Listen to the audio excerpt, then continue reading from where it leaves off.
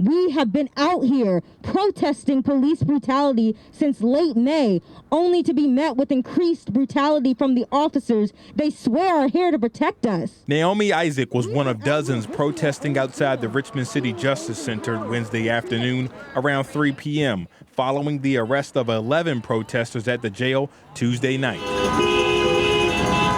Less than 24 hours earlier, they were among the crowd of protesters gathered outside the Justice Center, calling for better conditions inside the jail for inmates after deputies reported a spike in COVID-19 cases there. We're advocating for the release of all those incarcerated, not just because of COVID, but because we know that cages don't rehabilitate anyone. The protest started around 5:15 p.m. CBS 6 had crews rolling as the protesters made their way from the sidewalk onto the grass of the Justice Center, where they were met with several sheriff's deputies.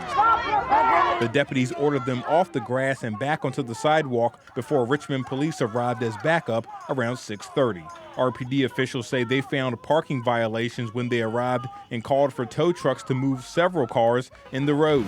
Around 6:50 p.m., video shows one protester on a bike blocking a tow truck from getting through before police say he fled from an officer. Moments later, he's tackled by an officer. He's trying to avoid capture.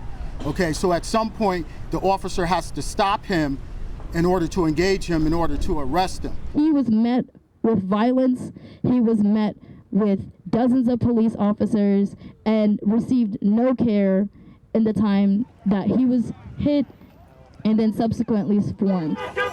Moments later, protesters tried to make their way closer and police intervened, detaining and arresting multiple people. At a press conference Wednesday, police defended their response. What part of it you would call excessive? No complaints have been filed at this point. Protesters had a different take. We were beaten, detained, some of us kidnapped and caged in a jailhouse. If the sheriff's department told them you cannot be on our property, then they could have came back to the sidewalk and peacefully protest on the sidewalk. But they chose not to. The sidewalk is city property. The median is city property. Why are we being arrested for being on city property? Now, at that press conference, the question was brought up on whether or not the Justice Center was considered city property. When asked, Deputy Chief Sidney Collier responded, he's not sure. Working for you tonight in Richmond, I'm Matthew Foltz, CBS 6 News.